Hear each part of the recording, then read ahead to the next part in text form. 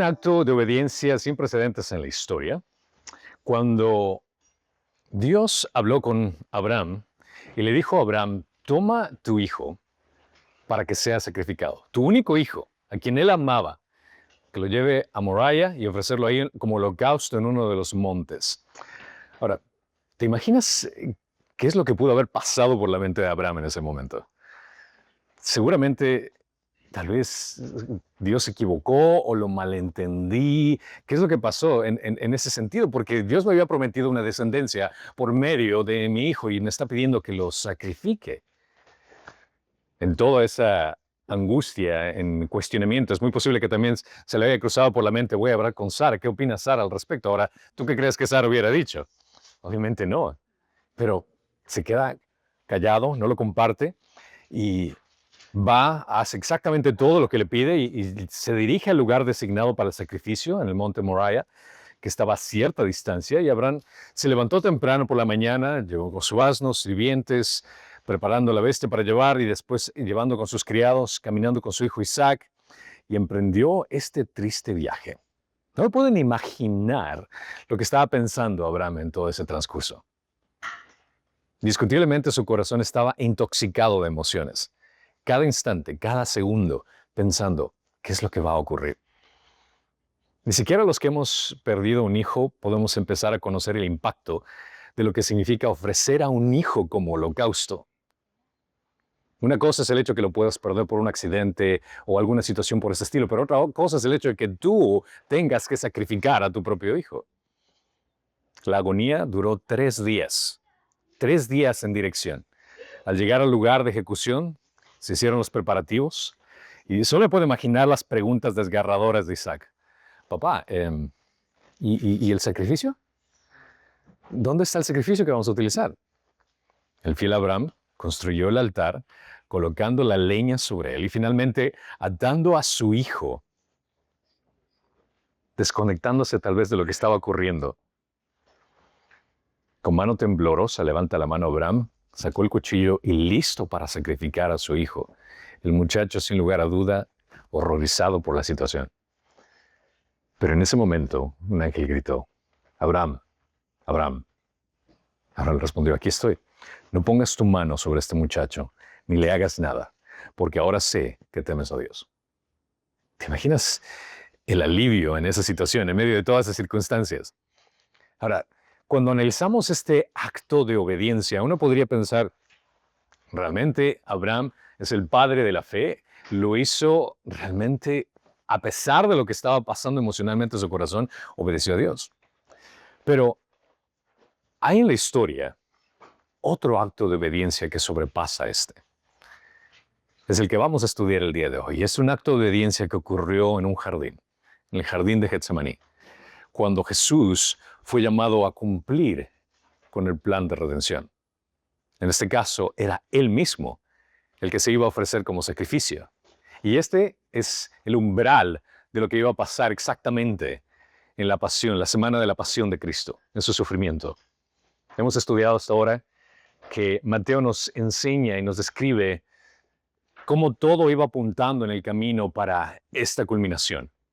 Este es el inicio de la semana donde Jesús iba a cumplir con su cometido, la razón por la cual había llegado. Y Mateo nos describe la agonía de Jesús en el huerto de Getsemaní, no como un simple preludio sentimental al resto del Mesías, sino como un momento teológico central que da sentido a la posición que sigue. Mateo, al registrar esta escena, busca llevar al lector al corazón mismo de la misión de Cristo, su redención voluntaria y cumplir, no emotivamente, sino por decisión, lo que el Padre está diciendo. Está entrando en este umbral de sufrimiento. Y esto es lo que vamos a estudiar en Mateo capítulo 26, del 36 al 46. Así que abran sus Biblias a Mateo capítulo 26, del 36 al 46. Entonces Jesús llegó con ellos a un lugar que se llamaba Getsemaní y dijo a sus discípulos, siéntense aquí mientras yo voy allá y oro. Y tomando con él a Pedro y a los dos hijos de Zebedeo, comenzó a entristecerse y a angustiarse. Entonces le dijo, mi alma está muy afligida, hasta el punto de muerte. Quédense aquí y velen junto a mí. Y adelantándose un poco, cayó sobre su rostro, orando y diciendo, Padre mío, si es posible que pase de mí esta copa, pero no sea como yo quiero, sino como tú quieras. Entonces vino Jesús a los discípulos y los halló durmiendo, y dijo a Pedro, ¿con qué no pudieron velar una hora junto a mí? Velen y oren, para que no entren en tentación. El espíritu está dispuesto, pero la carne es débil. Apartándose de nuevo, oró por segunda vez, diciendo, Padre mío, si esta copa no puede pasar sin que yo la beba, hágase tu voluntad. Vino otra vez Jesús y los halló durmiendo porque sus ojos estaban cansados de sueño. Dejándolos de nuevo, se fue y oró por tercera vez, y dijo otra vez las mismas palabras. Entonces vino a los discípulos y les dijo, todavía están durmiendo y descansando. Vean, ha llegado la hora, y el Hijo del Hombre es entregado en manos de pecadores. Levántense, vamos, miren, está cerca el que me entrega. Padre Señor, guíenos por la senda de tu palabra. Ilumina nuestro entendimiento por medio de tu Espíritu Santo para que la claridad de tu luz hallemos refugio en medio de las tinieblas de este mundo. Concédenos libertad al abrazar tu verdad, Señor, y que la profundidad de tu voluntad podamos encontrar al obedecer esa paz que sobrepasa todo entendimiento. Todo esto te lo pedimos por medio de Jesucristo, nuestro Salvador y Señor. Amén. Interesantemente, cuando tú lees las Escrituras, hay ciertos eventos que suelen repetirse en diferentes ocasiones para enfatizar la importancia de esto. Y este es uno de estos eventos en los cuales no solo están los evangelios sinópticos, sino también el evangelio de Juan. Recuerden, evangelios sinópticos son los evangelios que son similares: Mateo, Marcos y Lucas. Juan es diferente. Pero aquí se encuentra este relato en los 4 evangelios. Y todo comienza con la aflicción que se da en el huerto. La escena está en Getsemaní, el umbral del Calvario. El evangelio entero inicia desde este punto. Y Getsemaní en arameo hebreo, significa prensa de aceite, indicando que es un huerto de olivos donde se produce el aceite en ese lugar. Ahora, Getsemaní está localizado al pie de los Montes de los Olivos, frente a Jerusalén. Tuve la bendición de poder estar en este lugar y lo impresionante de esto es el hecho de que tú ves en este lugar al templo. Jesús estaba orando y de fondo estaba el templo, donde puedes ver esas paredes atrás. Ahí es donde el templo estaría ubicado. Y este es un lugar, por la descripción de la palabra, que al parecer era un lugar privado. Era un jardín delimitado, no era un espacio público abierto. La referencia de los evangelios a este lugar nos hace saber que Jesús frecuentaba este lugar para orar. Buscaba este sitio íntimo y iba constantemente a este lugar para orar. El camino desde Jerusalén al desierto pasaba por allí. Y lo curioso del caso es el hecho de que Jesús quería escaparse. Esta sería la dirección para poder huir. El jardín de Getsemaní podría ser el inicio de su escape y poder irse a otro lugar y no enfrentar la cruz. Pero Jesús entra allí, está en ese lugar, y él tenía esa opción de escapar, pero se somete a la voluntad del Padre. Jesús tenía toda la opción de evitar la cruz, toda la opción de evitar la ira de Dios, pero él se queda allí para orar, para fortalecerse. Charles Spurgeon lo pone de una forma fabulosa. Getsemaní no fue un jardín de descanso, sino el umbral del infierno para que nosotros disfrutáramos el Edén. Jesús estaba dispuesto a asumir la ira completa de Dios Padre para que nosotros pudiésemos disfrutar la plenitud y una relación completa con el Padre. Y Jesús va a orar sabiendo lo que esperaba. Su entrada a Getsemaní simboliza la sumisión activa y consciente de este plan divino. Al buscar la soledad para orar, se nos revela a Cristo como el verdadero hombre, necesitando esa comunión con el Padre en esos momentos más críticos. Este momento no solo es es una preparación para algo que va a ocurrir, sino es un cumplimiento. Aquí comienza la posición activa del segundo Adán, en el huerto, en este jardín que contrasta con el Edén. El segundo Adán va dispuesto a este lugar sabiendo que va a pasar por algo sumamente difícil.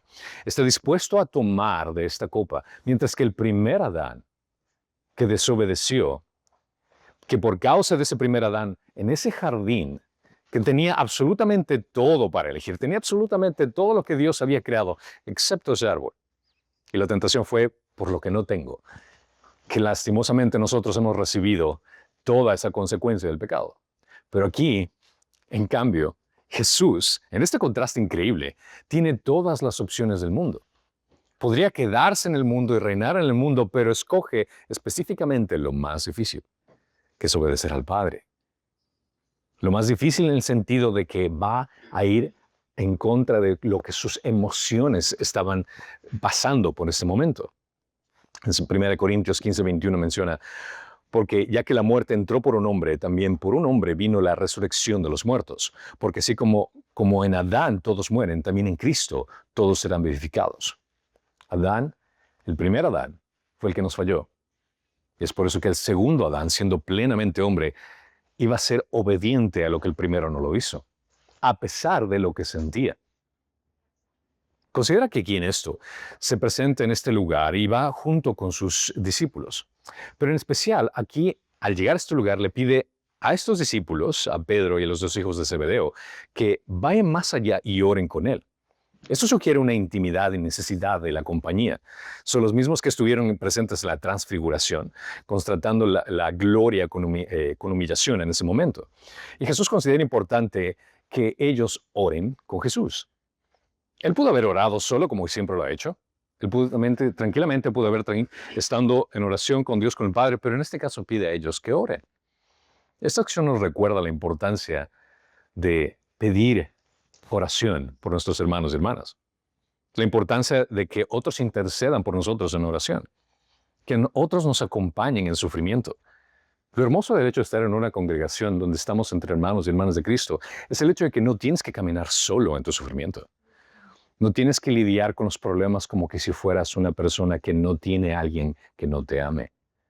Porque todos los que estamos aquí nos amamos mutuamente. En el amor de Cristo nos motivamos a seguir adelante. No tienes por qué enfrentarte con las situaciones solo.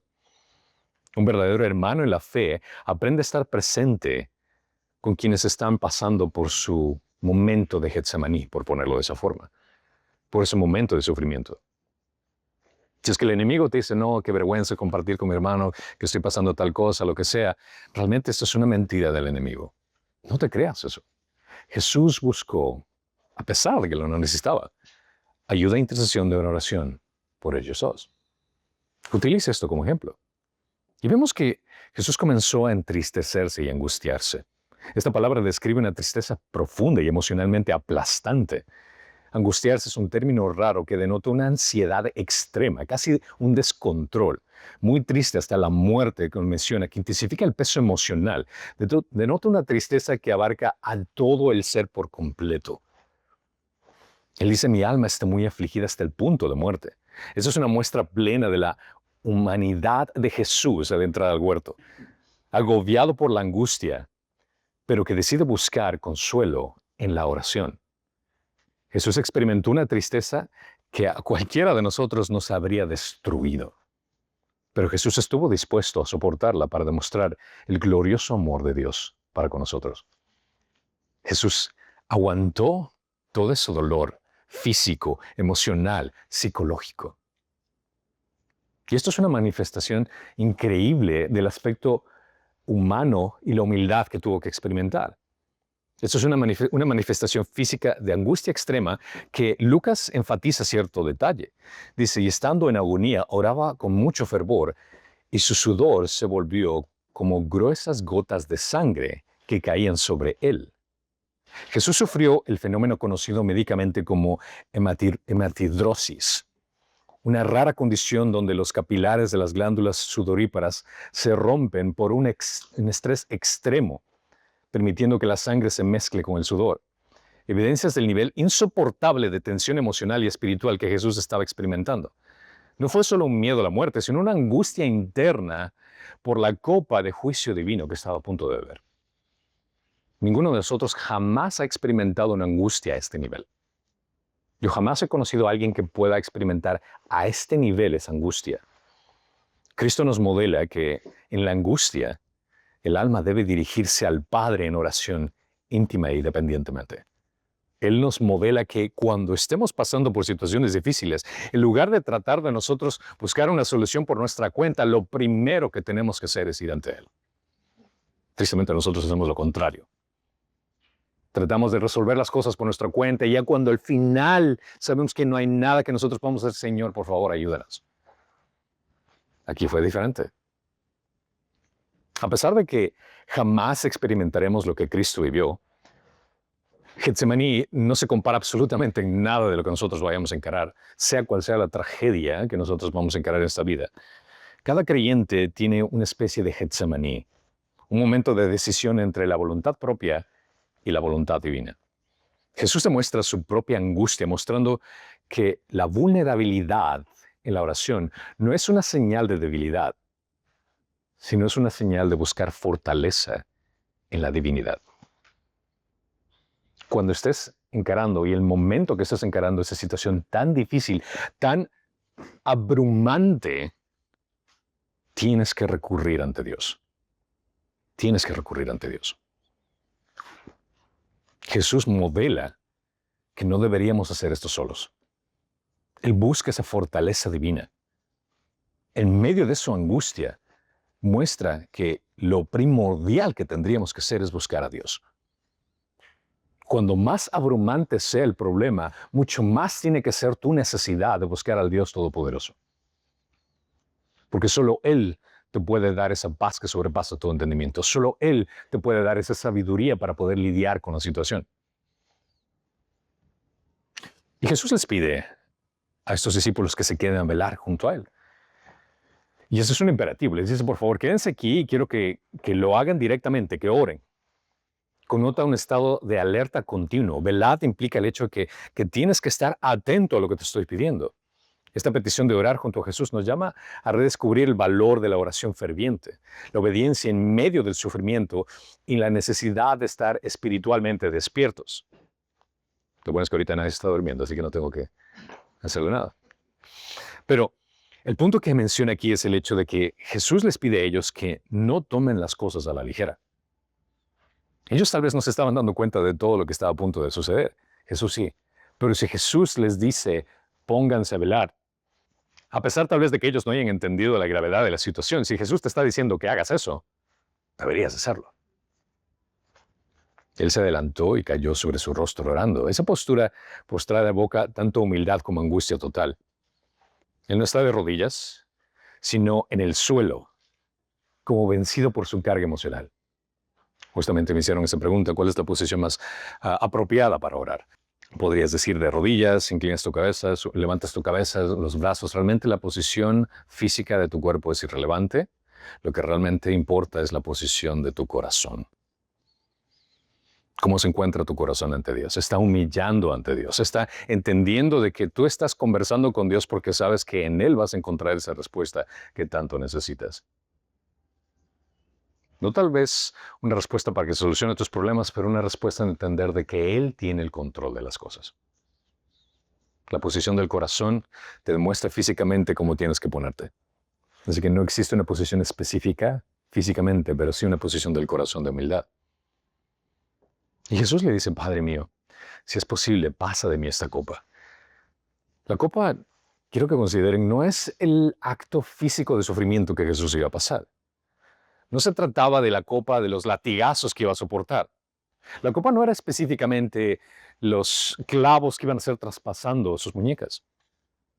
No es el dolor de cargar esa cruz. Ni siquiera la humillación. La copa implicaba que Dios iba a derramar su ira sobre él. El contexto de la copa tiene que ver algo que incluso en el Antiguo Testamento se comprende. En Salmo 11:6 menciona, sobre los impíos hará llover carbones encendidos, fuego, azufre y viento abrasador. Será la porción de su copa. Isaías 51:17. Despierta, despierta, levántate, Jerusalén, tú, que has bebido de la mano del Señor la copa de su furor. Considera esto. Él está hablando específicamente de la copa de la ira que debería ser para cada impío en la historia de la humanidad. Cada ser humano debería tomar de esa copa por toda la eternidad y cada ser humano se merece tomar de esa copa. Si podemos ponerlo de esa forma, Jesús tembló al tomar de esa copa en sus manos. Tan solo una gota para nosotros sería la agonía, el tormento, el castigo más increíble e inconcebible que puedes considerar. Pero Jesús, tomando esa copa en sus manos, temblando su mano, bebió hasta la última gota, cada sorbo de la ira de Dios por ti y por mí. Ese es el Dios increíble que te ama tanto, que demuestra su amor por nosotros de esa forma. Él no soltó esa copa. Él bebió esa copa hasta la última gota. Considera lo que dice Hebreos 5. Cristo en los días de su carne, habiendo ofrecido oraciones y súplicas con gran clamor y lágrimas, al que lo podría librar de la muerte, fue oído a causa de su temor reverente. Aunque era hijo, aprendió obediencia por lo que padeció. Y habiendo sido hecho perfecto, vino a ser fuente de eterna salvación para todos los que le obedecen. Jesús muestra cómo su voluntad humana, santificada, se somete al plan divino, una misión perfecta que está dispuesto a obedecer, aunque le cueste todo. A pesar de lo que estaba experimentando emocionalmente, a pesar de lo que estaba experimentando psicológicamente. Demuestra esa humanidad de Jesús. Y hallándose en forma de hombre, se humilló a él mismo, haciéndose obediente hasta la muerte y muerte de cruz. Jesús le pide, Señor, si es que se puede pasar esta copa, si puede evitar esto. Está expresando la humanidad de Jesús. Está expresando lo que Él siente. Lo que Él va a tener que enfrentar no es algo fácil. Pero lo que continúa aquí es fabuloso. Él está expresando su corazón y sabe que físicamente va a ser algo muy difícil de encarar, pero aún así sobrepasa algo muy interesante aquí. Sus emociones no es lo que lo guía. Es su decisión en obedecer. Cuando dice, pero no sea como yo quiero, sino como tú quieres. La obediencia activa de Jesús claramente prefigura la expiación, es decir, la acción de borrar por completamente nuestras faltas, nuestras culpas, nuestros pecados. Y ese es un acto voluntario, no como una victimación. Jesús no estaba siendo una víctima aquí, sino que estaba activamente tomando una decisión, no por sentimientos, sino porque quería hacer la voluntad del Padre, glorificar al Padre. Jesús modela la oración no como un medio para cambiar la voluntad de Dios. Jesús no está orando y dice, Señor, por favor, si es que puedes cambiar tu forma de pensar, si es que podemos traer un plan B. No, Él solo está expresando lo que siente emocionalmente, pero al final de cuentas, Él admite, Señor, que no sea mi voluntad, sino que sea la tuya. Padre, que se haga tu voluntad. La oración no se trata, y eso nos modela a nosotros, de querer cambiar la mente de Dios. La oración es tratar de doblarle el brazo a Dios, por favor, pero si es que haces esto, yo voy a hacer aquello. Si es que, no, la oración es para cambiarte a ti. La decisión explícita de Cristo de someterse a la voluntad del Padre nos inspira a una búsqueda del propósito de Dios más allá de la comodidad personal. Cuando tú oras y entiendes, Señor, esto es lo que quisiera que ocurra con respecto a mi familia, con respecto a mi negocio, con respecto a mi educación, con respecto a mi salud, Señor. Padre, este es el anhelo de mi corazón, te presento que sea de esta forma. Al final de cuentas tiene que ser esto, pero a pesar de que expreso mi corazón, que no sea mi voluntad, sino la tuya. ¿Por qué? Porque tu voluntad es perfecta, tu voluntad es buena. Yo puedo tal vez considerar que si es que yo te lo pido de esta forma va a ser bueno y tal vez esté alineado con tu voluntad, pero si es que no lo está, olvídate de lo que pido. Me siento contento con lo que me des.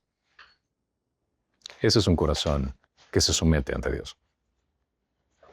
El sometimiento no fluye de impulsos emocionales, sino una decisión firme de confiar en la voluntad de Dios a pesar de lo que sentimos. A pesar de lo que experimentes emocionalmente.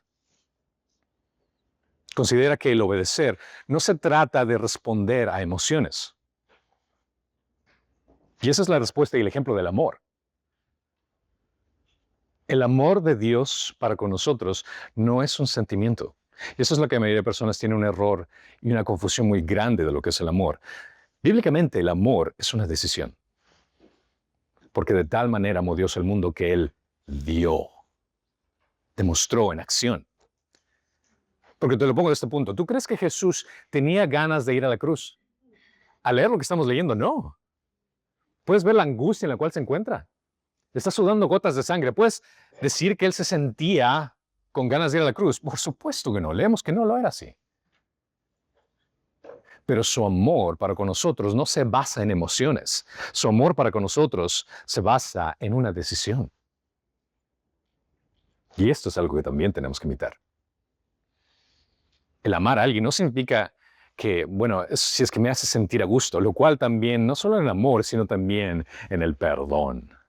El perdón tampoco es un sentimiento. El perdón es un acto de obediencia. Que no lo haces cuando uno se siente a gusto en hacerlo. El acto de perdonar a alguien es una demostración de obediencia ante Dios. No porque la persona que te ha humillado o te ha lastimado se merezca ese perdón, sino porque el Dios Todopoderoso te demuestra y te modela el perdón supremo que te ha dado al dar su vida por un miserable pecador como tú y como yo lo somos. Mateo proporciona un contraste entre la humildad de Dios en su humanidad, pero también esa fragilidad que se presenta con los discípulos. Jesús halló durmiendo a Pedro, y si recuerdas claramente el capítulo anterior, ¿qué fue lo que dijo Pedro? ¿Recuerdas que él dijo, no, si es que todos te abandonan, yo voy a estar ahí, hasta la muerte voy a estar ahí? Y Jesús se vuelve y se dirige específicamente a Pedro, el más vehemente en su lealtad, como leemos el versículo 35, y quien más adelante lo va a negar. El fracaso de Pedro aquí anticipa su negación, su falta de reconocer el problema, él lo debilitó. Es una advertencia sobria para los que bajan la guardia en una batalla espiritual. Es lamentable observar la incapacidad de los discípulos para mantenerse despiertos y apoyar a Jesús, aunque esto solo resalta la fragilidad humana y la necesidad de una vigilancia espiritual. Ellos no podían ni orar ni una sola hora. Jesús había orado una hora implícitamente, pero los discípulos no aguantaron. Es trágico el descubrir que ellos dormían mientras el maestro sufría. Imagínate esa fotografía. Ellos roncando y Jesús sufriendo increíblemente. Qué contraste más interesante, ¿verdad? Jesús veló mientras ellos dormían, cumpliendo lo que ellos fallaron. Su fidelidad es un contraste en nuestra infidelidad. El Jesús fiel, el Dios fiel, estaba ahí fervientemente encarando la realidad, pero los otros realmente estaban completamente desconectados de lo que estaba pasando. Cuando Él les dijo, velen y oren, la oración es la armadura del arma. Dejar de orar es como quitarse la coraza antes de la batalla. La debilidad no es un pecado, el desinterés sí lo es. Te vuelves vulnerable para ser atacado fácilmente si dejas de orar. 1 Pedro 5:8 menciona, sean de espíritus sobrios, estén alerta. Su adversario, el diablo, anda al acecho como un león rugiente buscando a quien devorar. El dejar de orar es dejar de buscar esa protección de Dios, esa guía de Dios, esa sabiduría de Dios. Por ende, al dejar de orar vas a estar vulnerable. Y Jesús menciona algo muy interesante. Les dice aquí, el espíritu está dispuesto, pero la carne es débil. Sus palabras tienen un significado profundo que revela tanto la comprensión compasiva de Jesús sobre la condición humana como la advertencia espiritual a los discípulos y, por extensión, a nosotros en la actualidad. Menciona el reconocimiento de la tensión interna del discípulo. Jesús no está siendo condescendiente ni acusándolo severamente. Está haciendo una afirmación realista y misericordiosa de la lucha interna que habita en un creyente. El espíritu está dispuesto. Representa la intención sincera del corazón de los discípulos. Ellos deseaban ser fieles. Ellos querían acompañar al Maestro y cumplir la voluntad de Dios, sí. Pero al mismo tiempo la carne es débil. Refleja la realidad de la caída del ser humano, su inclinación al temor, al cansancio físico, a la tentación. Jesús reconoce que los discípulos no fallaron por falta de amor. Él sabía que sus discípulos lo amaban. Pero fue esa falta de fortaleza espiritual lo que hizo que cayeran. Y que su deseo correcto no bastaba sin la vigilancia y la oración continua. La intención estaba ahí, pero su debilidad también. Es un llamado a la vigilancia espiritual constante. El contexto inmediato de esta frase es crucial porque Jesús acaba de exhortar, velad y orar para que no entréis en tentación. La frase sobre el espíritu y la carne funciona como la justificación de esa exhortación. Aunque el espíritu tenga buenas intenciones, si no se mantiene alerta y en comunión con Dios, vas a caer. ¿Por qué? Porque tu carne es débil. La frase sobre el espíritu y la carne funciona como esa conexión de las dos.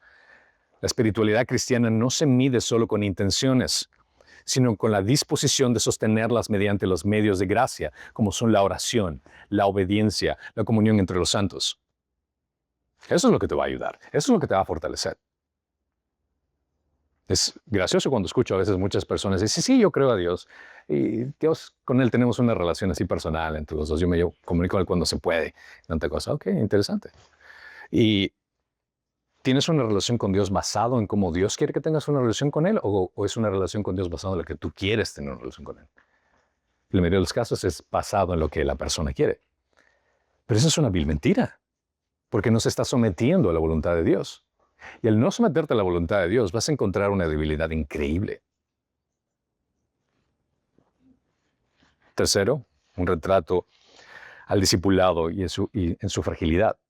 Para Mateo, que escribe a una comunidad de discípulos que habían sido perseguidos y esta situación frágil que estaban experimentando, esta audiencia original que Mateo había escrito, esta era una frase de consuelo y desafío a la vez. Consuelo porque dice Jesús no los desecha por su debilidad, sino que no los comprende. Pues era que Jesús no se acercó a Pedro y los ve ahí. Ah, no, ahí quedaron. O sea, estoy sufriendo por esto y ustedes se quedan ahí. No, ahí se ven. Jesús pudo haber hecho eso, pero no lo hizo. El desafío es esa debilidad, a pesar de entender de que Jesús comprende que son débiles, tampoco implica que el entender que somos débiles, eso debería ser algo normal. No debe normalizarse, sino combatirse con la vigilancia espiritual. El hecho de que Dios nos haga caer en cuenta a nosotros que somos débiles no significa que nosotros tenemos que estar en esa posición todo el tiempo, sino que tenemos que buscar fortaleza en Dios. Esto es a la vez un diagnóstico y una receta. Jesús no justifica la carne, pero tampoco desprecia el espíritu que desea servirle. En cambio, llama a la dependencia constante de la gracia de Dios. Y cuarto, es una implicación teológica de la naturaleza y la gracia. Esta afirmación también se entiende como esa clave teológica. La carne no es solo el cuerpo físico, sino una categoría teológica que representa la naturaleza humana. Esto se claramente en Romanos capítulo 7, que Pablo explica. Por tanto, Jesús está afirmando que el ser humano, incluso regenerado, no puede someterse solo en su propio esfuerzo, sino que requiere continuamente la ayuda del Espíritu, la oración perseverante y la comunión con los santos. El hecho que hayas nacido nuevamente no te hace automáticamente fuerte, no. Si naciste nuevamente es para que seas parte de su familia. Y al ser parte de su familia necesitas una nutrición constante de Él. Eres parte de su familia gracias a lo que Cristo ha hecho. Gloria a Dios, aleluya. Y en ese proceso de santificación necesitas una comunión constante con Dios, una fortaleza constante de Él. Cuando Jesús dice que el espíritu está dispuesto y la carne es débil, está mostrando su profundo conocimiento del corazón humano, su compasión pastoral como discípulo sincero que a sus discípulos que son frágiles en esa situación, su llamado urgente a la dependencia continua en Dios por medio de la oración. Esto es un recordatorio de que la fidelidad no se construye solo con deseos sinceros. No se trata de sentimientos. Tu relación con Dios no se basa únicamente en lo que tú sientes o lo que te hace sentir. Y lamentablemente eso es un error increíblemente abismal que ocurre hoy en las iglesias, donde la gente va a la iglesia para experimentar algo de Dios. ¿Qué es lo que Dios me va a hacer sentir el día de hoy? Vamos a hacer una noche de milagros, una noche de profecías, y la gente va anhelando emociones. Y tristemente cae en esta mentalidad tan absurda de que piensan que la relación con Dios se basa en lo que sienten. Y cuando se trata de la palabra de Dios que les pide que hagan algo en obediencia, obviamente esa mentalidad de sentimiento va a quedar intoxicada en su perspectiva de cómo tienen que obedecer a Dios. La obediencia a Dios no es un sentimiento, es una acción.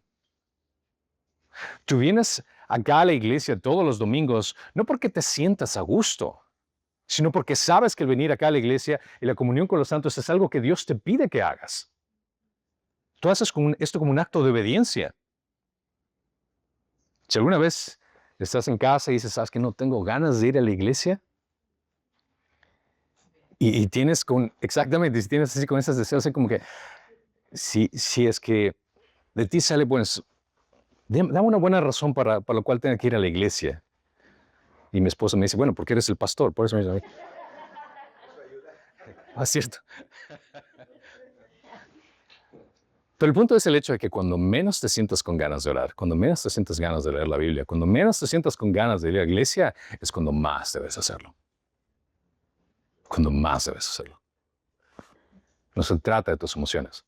Se trata de glorificar a Dios, que dio su vida en obediencia a pesar de sus emociones. Y en respuesta nosotros hacemos exactamente lo mismo.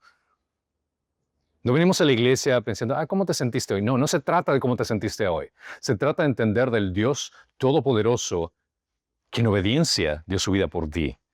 Y el conocer más de Él. El renovar tu mente al aprender más de Él. Efesios 6:18 menciona, con toda oración y súplica, oren en todo tiempo y en el Espíritu, y así velen con toda perseverancia y súplica por todos los santos. Esta es una petición, lo cual nos pide que nosotros hagamos. No que sintamos, sino que obedezcamos. Jesús se aparta por segunda vez. Y oró 2 veces por lo mismo, pero entendiendo que no era por una falta de fe que vuelve a orar, sino en señal de una lucha espiritual. En su segunda oración no buscó un escape, sino un poder para obedecer. Jesús no repite exactamente en su primera oración, lo que dijo en su primera oración, sino que la modifica. Ya no pide evitar la copa, sino en someterse a beberla. Recuerden, nuevamente, la copa simboliza lo que es la ira de Dios. Jeremías 25:15 reafirma nuevamente ese punto del furor del vino. Cristo venció en su segunda oración lo que la carne tenía en la primera oración. Cristo estaría dispuesto a beber lo que nosotros no podíamos ni siquiera soportar, el oler. A ese nivel. Y le dice que se haga tu voluntad. Esa transición indica un avance en su entrega interior. De súplica, de lo que dice en su primera oración, ahora a una aceptación. La forma condicional, si no puede pasar, implica que Jesús reconoce ahora la inevitabilidad del sufrimiento. Esto no puede evitarse, esto tiene que suceder. Él dice, hágase tu voluntad. No es una resignación fatalista, sino un acto voluntario de obediencia sacrificial. Dice, Señor, que sea como tú quieres. No como la actitud que a veces nuestros hijos nos dicen cuando le pedimos que hagan algo, ok, lo voy a hacer, pero mi corazón no está ahí para hacerlo. Así como que, no, su actitud es, lo voy a hacer, porque esa es mi decisión en hacerlo. A pesar de que mis emociones no estén alineadas todavía con lo que quiero, mi decisión es hacerlo. Esta oración confronta estas ideas de teología de prosperidad también que se presenta hoy. Jesús buscó la voluntad del Padre aguantando sufrimiento por una causa mayor. Jesús estuvo dispuesto a encarar dolor, sufrimiento, agonía, lo cual va completamente en contra de lo que nosotros vemos en las iglesias que enseñan el hoy, que puedes tener tu mejor vida hoy, que es para tu prosperidad, que Dios no quiere que seas la cola sino la cabeza, que Dios quiere que tengas la mejor casa, el mejor carro, la mejor familia, todo, que prosperes y que este año va a ser tu año y tantas absurdas enseñanzas que se dan en la iglesia que no se alinean con lo que Jesús hizo en su propia vida. El entender el significado del sufrimiento cristiano como parte del discipulado nos desafía a orar más que a planear, a velar más que a hablar y a obedecer más que a buscar consuelo. Reconocemos que la voluntad de Dios, aunque cueste, es siempre buena, es siempre agradable y siempre perfecta. Romanos 12:2. El conocer cuál es la voluntad de Dios es lo que nosotros tenemos que aprender. ¿Y cómo podemos conocer la voluntad de Dios? ¿Cuál es la mejor forma de conocer la voluntad de Dios? Por medio de su palabra. Por medio de su palabra renuevas tu mente. Puedes distinguir las mentiras que el mundo te va a enseñar. Por medio de su palabra puedes darte cuenta de lo que el enemigo quiere hacerte caer y puedes darte cuenta incluso de tus debilidades, de tu propia carne. En su dolor, Cristo nos enseña que la verdadera humildad consiste en obedecer al Padre incluso en el sufrimiento. Su oración, lejos de ser un signo de debilidad, es la victoria del Redentor antes de Gólgota, antes de la cruz. La obediencia de Cristo al Padre es la aceptación voluntaria del sufrimiento redentor como fundamento de la salvación. Y nos enseña que el sometimiento no fluye de impulsos emocionales, sino una decisión firme de confiar en la voluntad de Dios a pesar de los sentimientos. Jesús obedeció al Padre, no por emociones, no por sentimientos, sino por el hecho de obediencia. Y la obediencia es una demostración de amor. Jesús claramente dijo, si es que tú me amas, obedecerás mis mandamientos. Si es que tú me amas, no es por las mariposas que tú tengas adentro, no es por las bendiciones únicamente que recibes, sino por el entender que a pesar de que tal vez no recibas ningún tipo de bendición terrenal en este mundo, a pesar de que tu vida esté un desastre, a pesar de que tu trabajo te vaya mal, a pesar de que tu familia, tus hijos, lo que sea, esté yendo mal, no existe nada en comparación con el regalo más precioso de que tu nombre esté escrito en el libro de la vida y que tu castigo haya sido tomado por Cristo en tu lugar. Cristo más cualquier cosa que quieras ponerle, cualquier bendición que quieras ponerle, no es como que se fuera una categoría superior como Cristo es suficiente. Cristo es más que suficiente. Es más que suficiente. Y aquí es donde vemos su tremenda obediencia. Regresa nuevamente y los encuentra a sus discípulos durmiendo otra vez. El sueño de los discípulos no fue por irreverencia deliberada, sino por una debilidad común del hombre bajo presión. La debilidad humana no cancela el propósito divino. Y esto es lo increíble también de este contraste. Podemos ver la gran necesidad de que en nuestra debilidad necesitamos un redentor que se encargue de absolutamente todo. El hecho de que sus apóstoles hayan quedado dormidos en medio de todo esto implica que Jesús estuvo haciendo el trabajo completo que ellos no pudieron hacer. Jesús se encarga de todo. Incluso de la falta de oración, Jesús se encarga de todo. Y es por eso nuestra dependencia para con Él es increíble. La debilidad humana no cancela el propósito divino, pero resalta la gran necesidad de que tenemos en un Redentor que nos libre de nuestra inutilidad. El silencio de Jesús en ese momento no lo reprende, sino que se retira a orar por tercera vez.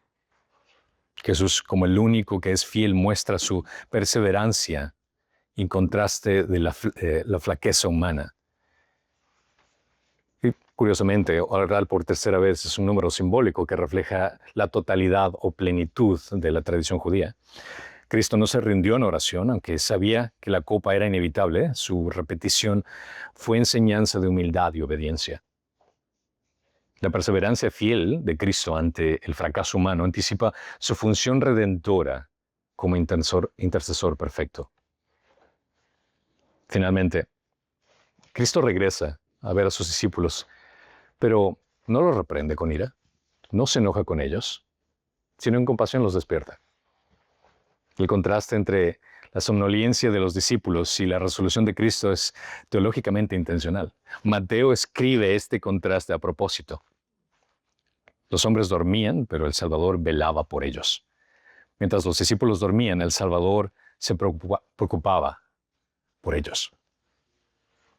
Y él menciona estas palabras: la hora ha llegado. Esta expresión es sumamente curiosa porque cuando analizas esta expresión, la hora ha llegado, refleja la determinación soberana del plan de Dios. Durante el transcurso de la vida de Jesús hubo varias ocasiones donde, por ejemplo, María le pidió que haga algo y Jesús le responde: todavía no ha llegado mi hora. Como que querían mover el plan de Dios, como que querían acelerar la agenda divina. Más tarde podemos ver en Juan 7:30, donde procuraban aprender a Jesús, pero la hora no había llegado. A pesar de que los humanos querían tratar de hacer ciertas cosas por sus planes, la hora de Jesús no era en esos momentos.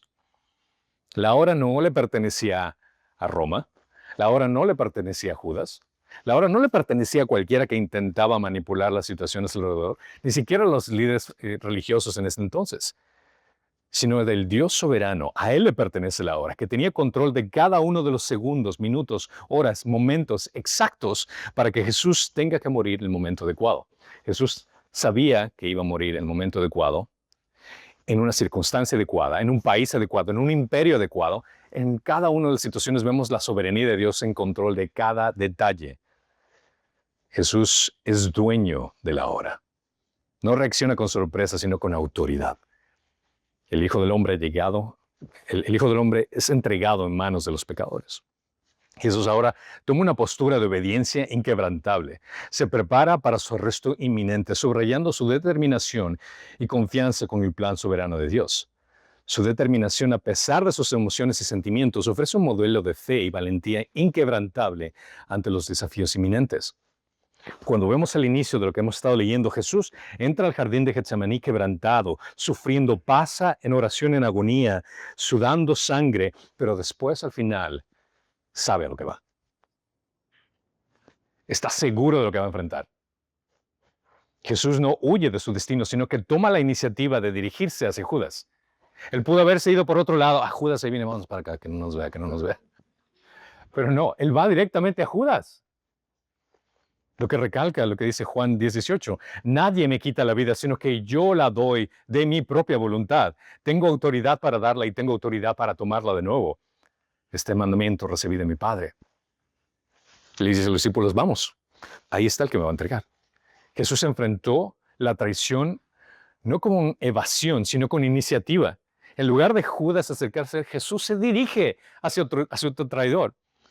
Cristo no fue un mártir pasivo, sino un salvador soberano. Le dice, vamos, ese es mi destino, lo voy a encarar. Es la palabra de quien enfrenta la cruz con propósito. Jesús entrega su vida voluntariamente, no como una víctima, sino siendo el siervo obediente.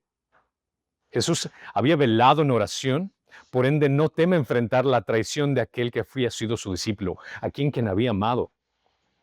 El camino de obediencia de Cristo nos muestra que la verdadera paz y propósito se encuentra en someterse a la voluntad de Dios e ir tranquilamente hacia adelante. Así el mundo se te desmorone alrededor, así tus emociones te intoxiquen, así pase lo que pase a tu alrededor.